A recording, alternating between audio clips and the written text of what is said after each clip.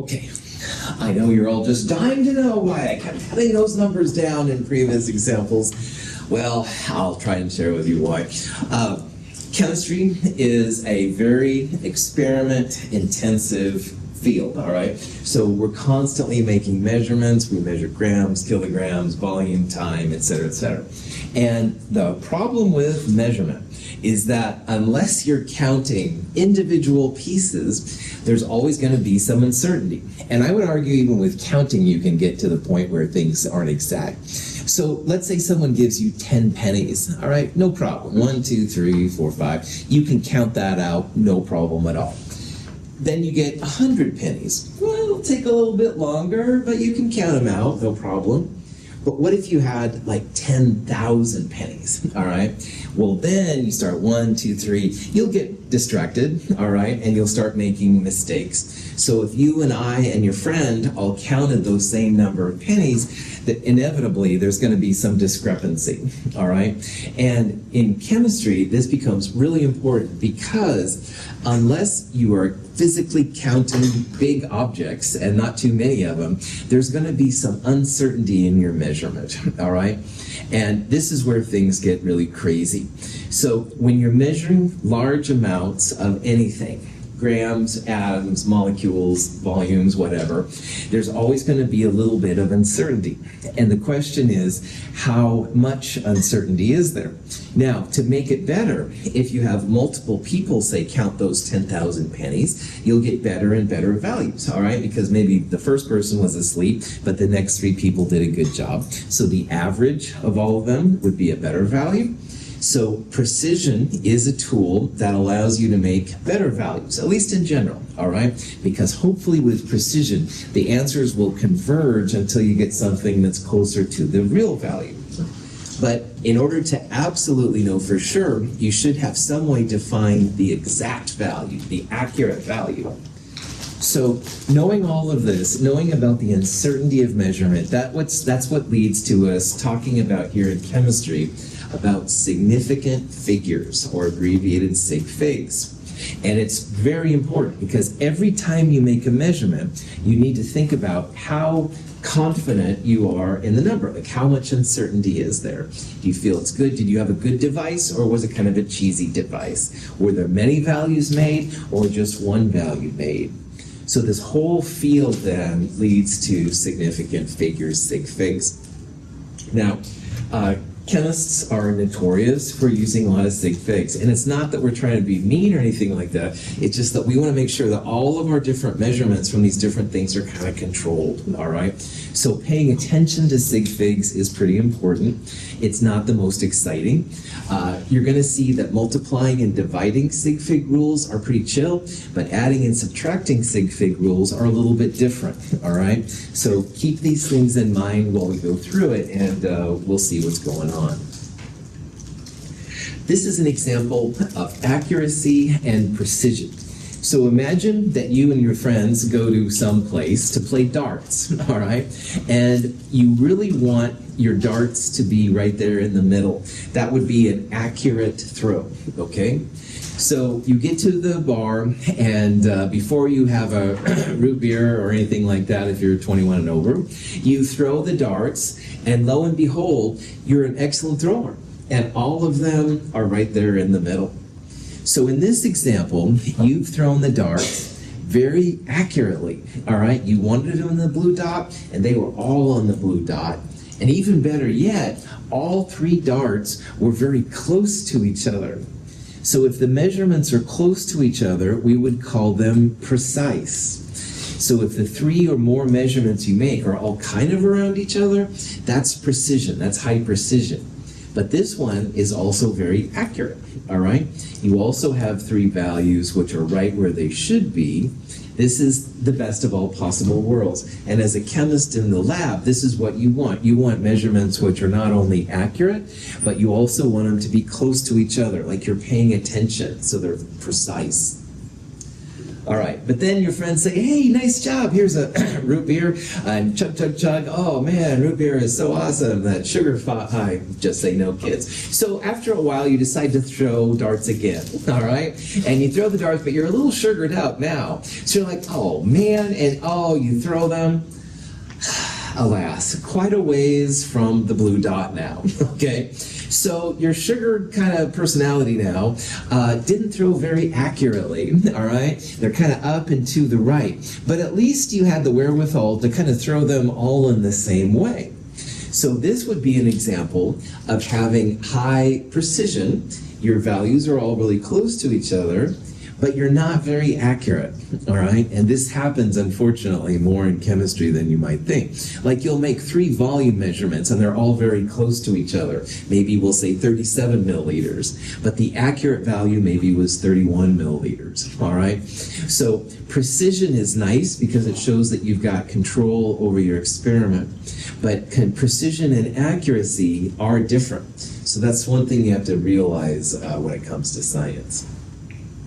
So your friends say, oh, don't worry about it. You just need another root beer. So, all right, extra power now, extra sugar, man. You're ready to tackle this dartboard. So you throw them again, but this time your body's so sugared out that you don't even know if it's day or night. So the first one you can see is way up on the upper left, then you got left and right.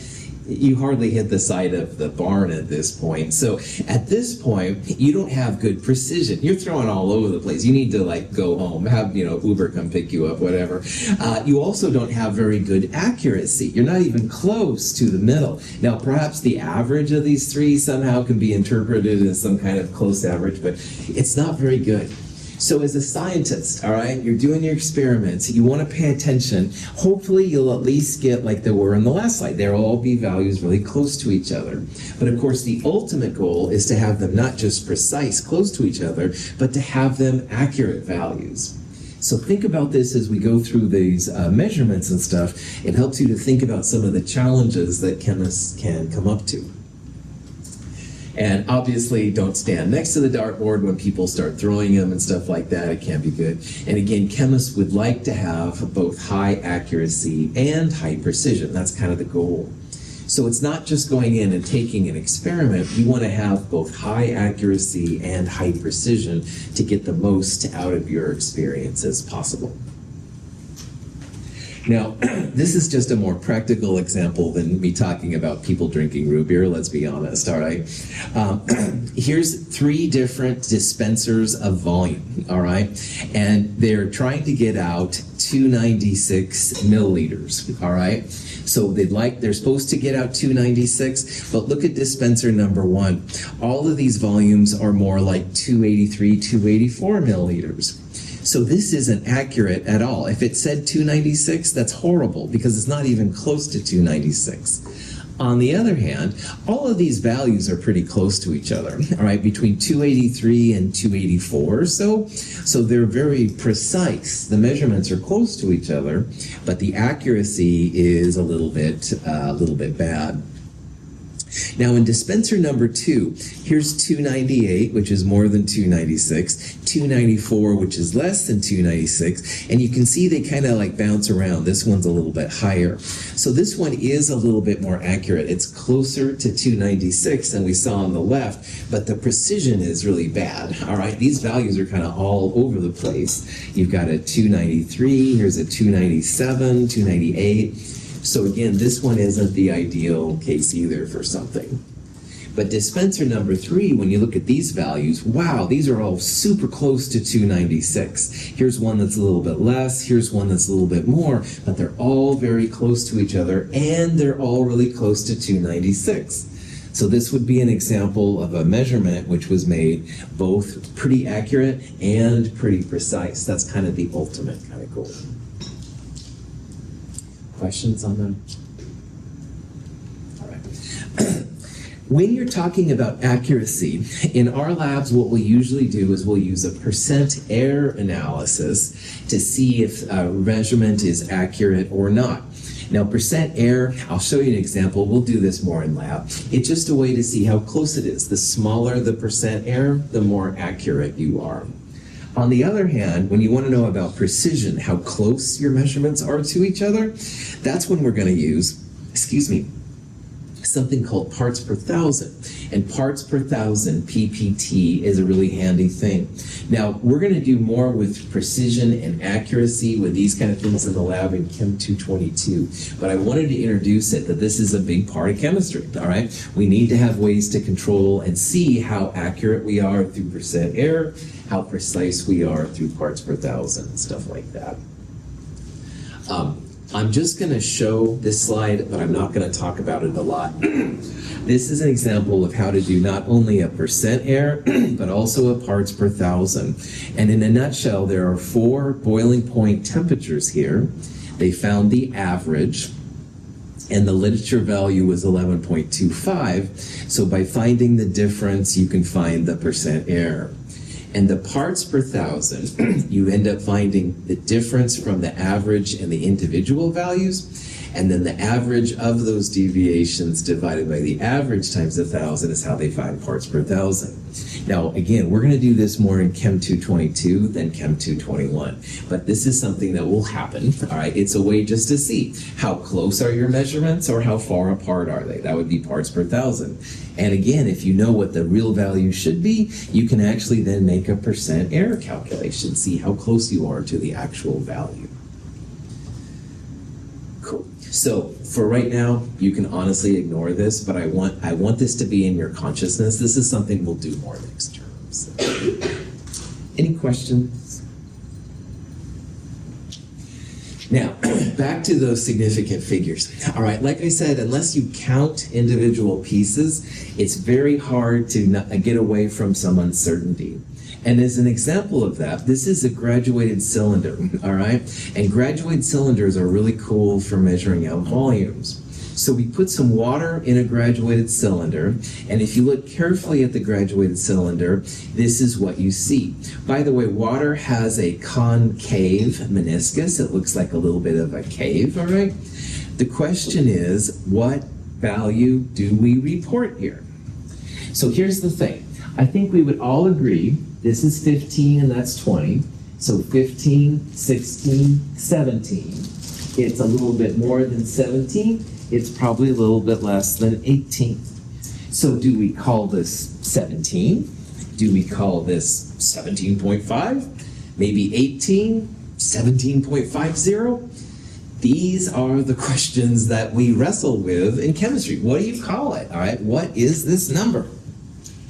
So this is where crazy significant figures come in really handy, all right? We want to know how to record it. How do I tell all of you what this value is, okay?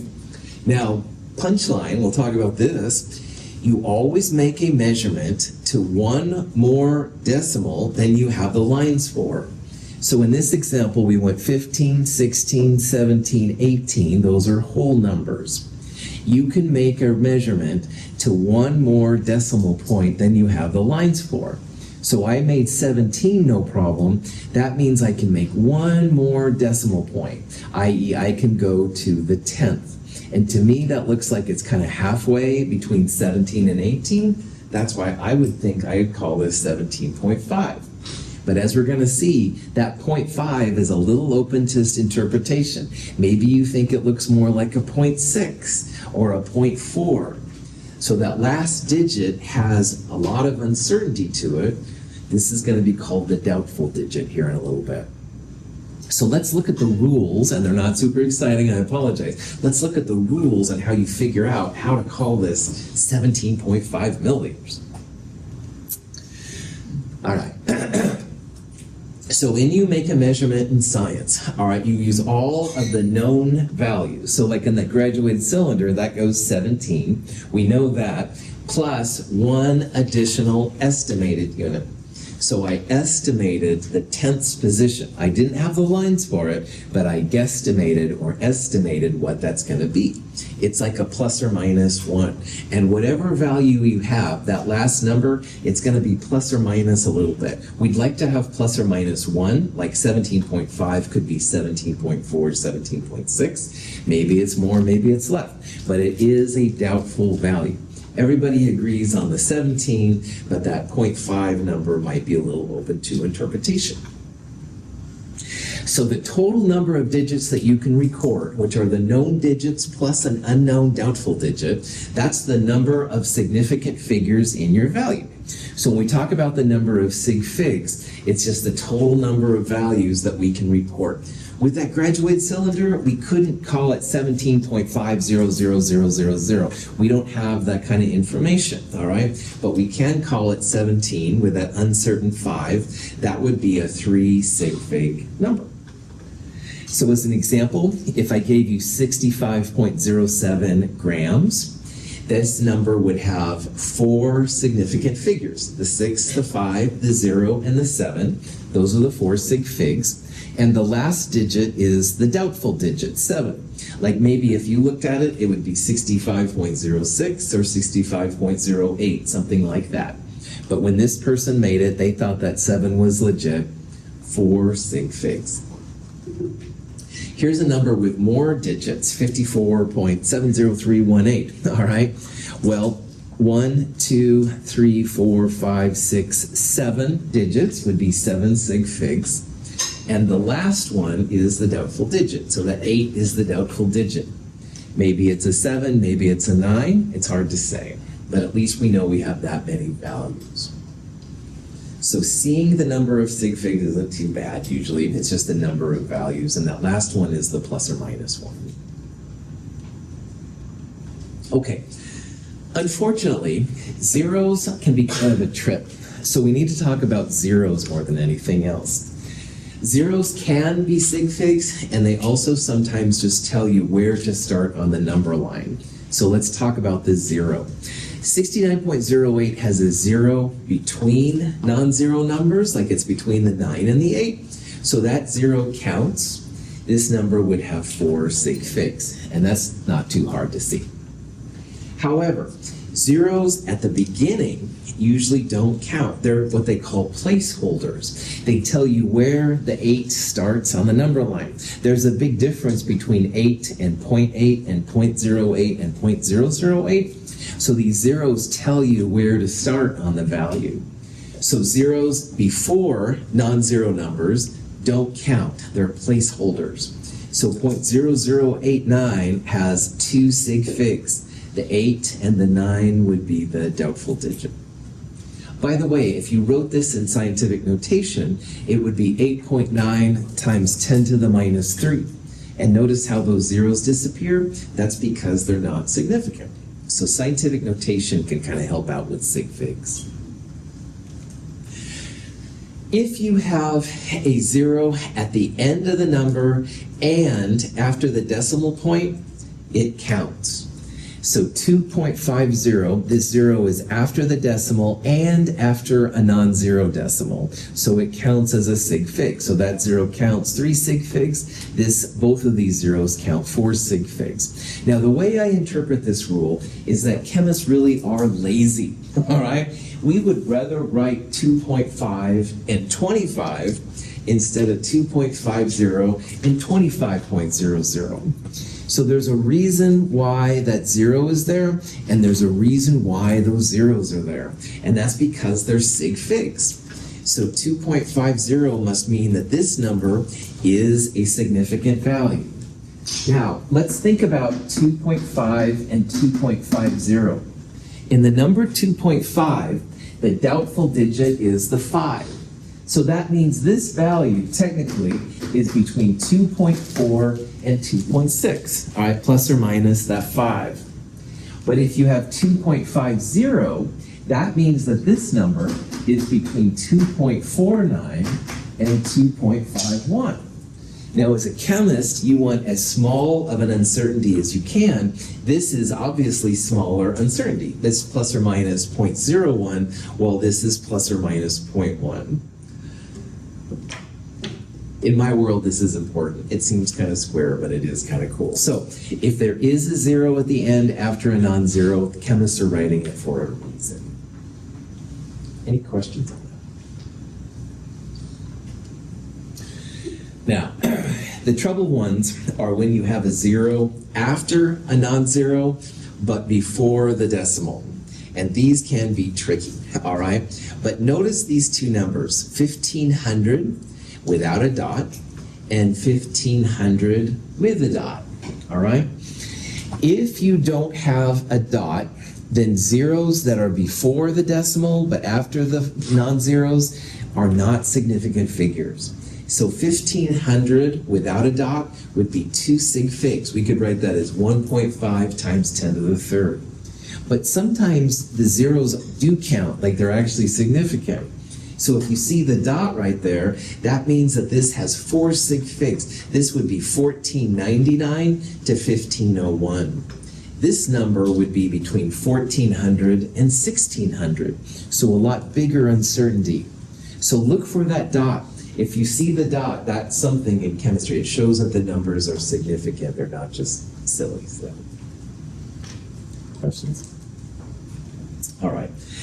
And then finally, as if it wasn't confusing enough, there are some conversion factors which are considered exact. They have infinite sig figs. So for example, 60 seconds equals a minute. That's an exact conversion. 10 millimeters equals a centimeter. That's considered exact. If you looked at 60, it would look like a 1 sig fig value, but it's actually not. This is considered a definition. There's not too many of these, but of course they will pop up because we'll do conversions. 1,000 milliliters equals a liter. This would be another type of conversion. Now, I'm sure some of this makes sense and some of it doesn't make sense. So I want to really highlight that between now and next Tuesday, look at this a little bit. Think about it. Practice it would be even better. There's handouts and videos and stuff like that. But the more familiar you are with this, the better. Because we'll use this all the way through Chem 223. It's so important to chemistry. It's a little weird at first, but it's all stuff you can do, I promise. Any questions at this point? Okay, so here's a question you might run into. Here's 4 different numbers, all right? They all look quite a bit different. The question is, they all have the same number of sig figs, true or false? Let's go through. 1,000 has lots of zeros. However, notice the little dot right there. Does the dot make those zeros significant? Yeah, good. I see a lot of you shaking your head. Well done. Yes. So this is a 4 sig fig number. All right. If it was 1,000 without the dot, we would think of it just as a 1 sig fig number, like 1 times 10 to the third. Okay. 9.730. This 0 is after the decimal and after a non-zero. Chemists wouldn't write this unless there was a reason. So they would write 9.73 otherwise. So this 0 is a significant value, all right? There's a reason why chemists, who are inherently lazy, we'll debate that later on, but anyway, chemists are usually lazy, at least in my opinion, so we won't write it unless we had to, but we kind of have to here because this is a significant figure. So 9730, all significant numbers. Now this number has zeros at the beginning. Those never count. Those are just placeholders. They're telling you where the number starts. So the numbers start at 4, but just like on this one up here, here's a 0 after the decimal, after a non-zero. So all 4 of those count. In scientific notation, that would be 4.270 times 10 to the minus 3. So that's a 4 sig fig value as well. Now this number is bigger than 1. The decimal would be normally right here, but these zeros are after non-zero but before the decimal, and they don't have a dot. 4 sig figs as well. So believe it or not, all 4 of those are 4 sig fig numbers. All right? They look a lot different, but if you can see why they're all 4 sig figs, good to go. Any questions? Okay, scientific notation is really cool. We talked about this on Tuesday. I don't think I have to spend a lot of time with it, but again, it allows you to write really big and really small numbers without having lots of zeros. Please don't make me count your zeros, all right? I will get frustrated and mark you down if you don't use scientific notation if the number is too big or too small. So 215 would be 215 times 10 to the 0, making it 2.15. We move the decimal to the left. That would be a positive exponent. On the other hand, here's a -1, so 1.56 times 10 to the -8th. Initially you had a lot of zeros. You can move them to the left all those times to see where the 8 comes from. Pretty chill. Your calculator, like I said, will be really good helper to go from regular to scientific notation and vice versa. Make sure you check that out. Proper scientific notation is important. Don't use that engineering mode. Any questions on that? Now, when you do calculations on your calculators will give you every value that's possible, all right? And your goal in a chemistry class is to know how many of those numbers actually count, i.e. how many are significant, and how many of them are not significant. So there's almost always then some kind of number or so to be dropped. And so you need to then think about what's going to happen. The first digit that gets dropped is important because sometimes you will round a number up and sometimes you will just leave the number alone. And I'll show you examples of this on the next slide. But if the first number that you're going to drop is between 0 and 4, you just drop it and ignore it. On the other hand, if the first digit you're going to drop is between 5 and 9, you want to round up to a different number, to a higher number. So let me show you some examples. If we want to round 2.4271 to 2 sig figs, the 2 and the 4 will count, and the first dropped digit would be the 2. And 2 is between 0 and 4, so basically we don't do anything. 2.4271 would become just 2.4. But on the next one, if we rounded this number to 2 sig figs, we'd keep the 4 and the 5, and the first digit dropped is an 8. So 8 is between 5 and 9. That means we're going to round up. Your 4.5 would become 4.6. So you look for that first digit dropped to see if you raise the number up or if you leave it alone. And it's pretty chill. If you wanted to round 34.99, let me start again. 34.4999. If you wanted to round this up to 2 sig figs, the 3 and the 4 would be the 2 digits that you would keep. 4 is the first doubtful digit. 4 is between 0 and 4, so it would be 34. You can have all the 9s after it that you want, and it doesn't matter. You only look at the first drop digit. All right, ignore the rest of them that are out there. Any questions on that? Yes. Is there an amount of significant figures you want us to round to generally? No, because it depends on the experiment. And that's a really good question. So sometimes, like, I could say, well, I bet I got about 20 students here. I didn't do any measurement on that. I just kind of made a guess and stuff. So that was a really poor sig fig experiment I just did. A better thing would be to count 1, 2, 3, 4, etc. like that to do it. So the quality of the experiment dictates how many sig figs you have. And I know in some classes they'll say, oh, try to do for 3. But really, you should look at the kind of experiments you're doing to get the best answer. Really good question. So yeah. So it's all of these things are based on the kinds of experiments. And you always want to do the best experiments possible, of course, but it's hard to know at this point like what the experiment would be. Excellent question. Other questions? All right. So here's a question, 0.0030350, and we want to round this crazy thing to 3 sig figs. Okay. So first of all, we have to think if the zeros are significant or not. 0, 0, 0, those 3 zeros are just placeholders, all right? They're going to tell you where the digits start. And so those values are not significant. The sig figs in this one start with this 3. So the 3, the 0, the 3, the 5, and the 0, those are all significant figures right now. But in this problem, we want to only have 3 sig figs. So we're going to start at this 3. So the 3, the 0, and the 3 are the numbers that would count, and we'll cut it off after the 3. But here's the 5. 5 is the first digit to be dropped. And if your number is between 5 and 9, that means you round the last number up by 1. So your 0.00303 becomes 0.00304. all right? You're going to round that 3 up to 4 because the first digit dropped is between 5 and 9. Questions? Cool. All right.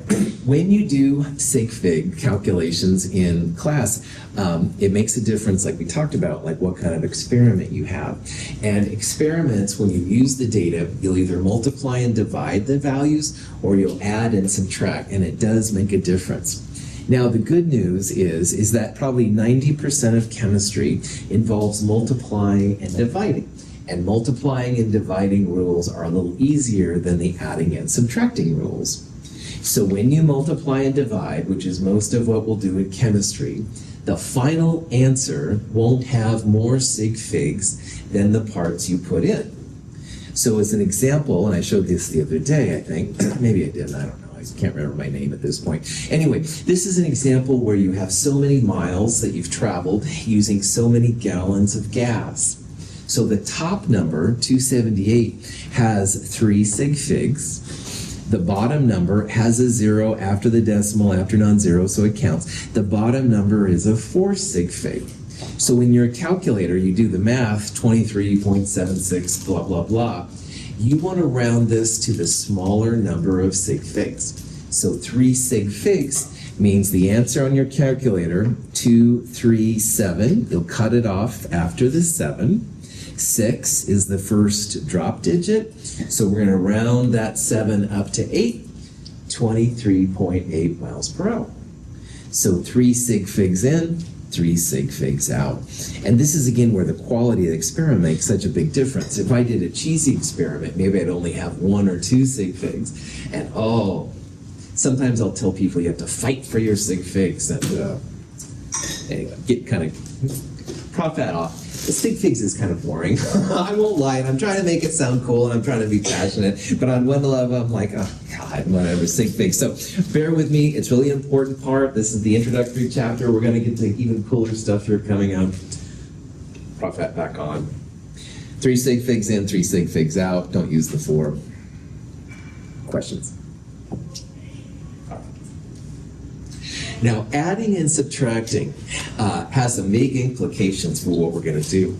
But when you add and subtract, you need to look at that doubtful digit, the last value which you can call a sig fig. So in 3.18 liters, the 8 is the doubtful digit, all right? And again, what that means is when they made the measurement, maybe it's 3.19, maybe it's 3.17, but the best guess they had was 3.18. Well, let's say to that 3.18 liters, we added 0.01315 liters, all right? So a much smaller value.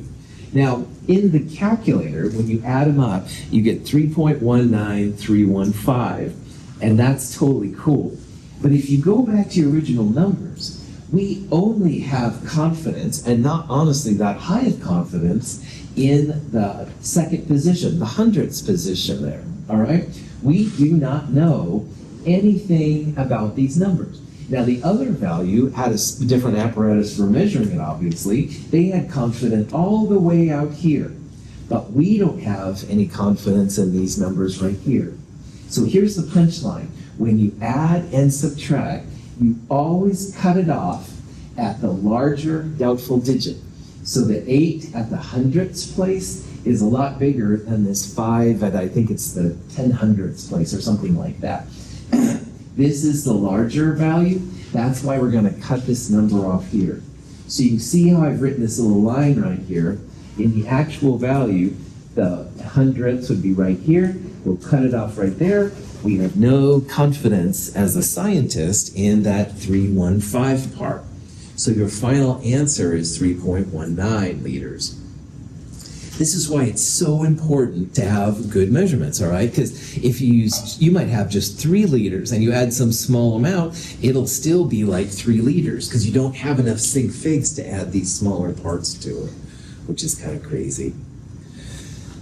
So, adding and subtracting, it's not about the total number of sig figs, all right? It's about where the doubtful digits lie. Also, when you add and subtract, sometimes you end up with more sig figs than you started, and sometimes you end up with a lot less sig figs than you started. So just think about this. Temperature conversions, Celsius to Kelvin, Kelvin to Celsius, that's where these are going to be really important. So that's what I'm kind of aiming you up for. Questions? Conversion factors, again, are really important. Density is going to be a common conversion factor we'll use, but also the metrics and all these kind of things. And like I talked about briefly on Tuesday, 2.54 centimeters equals 1 inch. You can write them as centimeters per inch or an inch per centimeters. And you decide which one is right for you. So if you were going from inches to centimeters, you'd use this one because the starting unit would be inch and you wanted to cancel out. On the other hand, if you're starting with centimeters, use this one. The centimeters you start with would cancel this centimeters, and you'd be left with inches. And all conversions can be written this way. That's time, that's density, all different things can be written this way. There are these exceptions sometimes about that are considered exact. So 60 seconds is exactly 1 minute. All the metric conversions are exact. A lot of the American kind of conversions are exact. I will help you if you don't know if it's a definition or not. But man, most of them are not definitions. There's not that many. But they do pop in. And so if they do pop in, just realize metric conversion is the big one. Okay, so if you wanted to convert inches to centimeters, again, you want to use the right conversion factor. The starting unit has to cancel. So you could write this one as 2.54 centimeters per inch or an inch on the top and 2.54 centimeters on the top. But you want this starting unit to cancel. So inches over inches is how we make these things cancel. We're going to cancel them out. So you've got just centimeters left over. All right. And again, if you understand this process, this is what almost all of chemistry is about. You're converting one type of unit into the other. The unit conversions don't always make sense, but it's pretty chill. Question? Okay. Finally, once in a while in chemistry, we will see what's called a mass percentage, all right? Mass percentage is a mass-based thing, so grams, all right? And if you see them, they're pretty chill. So in this example, we have some kind of compound which is 30% lead and 70% oxygen. And if you ever see that, what I usually do is I interpret it as how many grams would be in 100 grams. So that would be 30 grams of lead if it's 100 grams and 70 grams of oxygen, all right? So in 100 grams, that's what you would see. But on the other hand, you could use anything. So in a gram, you'd have 0.3 grams of lead and 0.7 grams of oxygen. So you could take the 1 and multiply it essentially by the decimal version to get these things. You could also use 2.54 grams. And so 2.54 times 0.3 would be the lead, et cetera, et cetera. But again, the less thinking you have to do, I usually find easier. So that's why I would use 100 grams. Your percentages then automatically go to grams of those respective pieces. Here's a better example of what we just talked about. Penicillin comes in several different strains. This is an example of penicillin F. Here's the chemical structure. We'll talk more about what that means in our future lecture. But this crazy penicillin F, 53.829% carbon. So the question is, how much carbon is there if you have 75 grams of penicillin F? So these percentages, all right, one way to interpret them is you can think about it if you had 100 grams, you would have 53.829 grams of carbon. So we have 75 grams of penicillin F. What you can do then is literally just take this decimal, or take this percentage, and say 53.829 grams of carbon in 100 grams of penicillin. And then you can see the penicillin F will cancel, you'll have grams of carbon. Now, you can also do 1 gram of penicillin, and you'd have 0.53829 grams of carbon. And a lot of times people prefer that, and honestly, that's fine too. But at the end of the day, in your calculator, this is what you're going to get. We're putting 2 sig figs in because that's all the sig figs we have, 75. 40.37 whatever. We'll cut it off after the 0. 3 is between 0 and 4, so we leave it alone. However, the last digit is a 0. So we're going to put a dot next to it so that we all know that it's a sig fig. 40 dot grams of carbon would be how much carbon we have in that penicillin F. Questions on that? Once in a blue moon, a volume percentage will be used. So for example, you could have 53% HCl in a water solution, so 53 grams in 100 grams of solution, but they're rare. So if you see them, just let me know, but I don't anticipate seeing them, but if you see them in the real world and stuff, we're good to go. And with that, my friends, we are done with chapter 1. Now, before I let you go, I want to talk about the ending slides here, which I won't usually show. So first of all, at the end of each one of these chapters, there'll be some different kind of study guides that might help you. So I have several types of study guides that can help you at the end of each chapter. A study guide is basically a bulleted list of the highlights from the chapter. You can buzz through those, make sure you're good, but if you see a bullet you don't understand, it might be something to see. A concept guide is a series of worked problems relevant to the chapter. So for example, with sig figs, there's definitely some sig fig things in chapter 1 concept guide. It'll go through some examples of how to figure it out, how to calculate it, blah, blah, blah. I do have a math concept guide, so I call it chapter 0. If you have any questions on math, definitely check that out. And then after these slides, which I won't usually show, there's some other things that are kind of interesting. I have here some of the important equations. I get asked about this once in a while, like, what things are important from this chapter? Well, here's some of the things and stuff that might be helpful to you.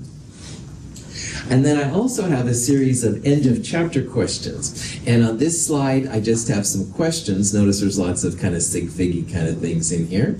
And then at the next page are the answers. So if you really want some sample help and stuff to try some things, check those out. Again, all of these things are available in the companion. They're available online. If you can't find anything, let me know and I will help you out.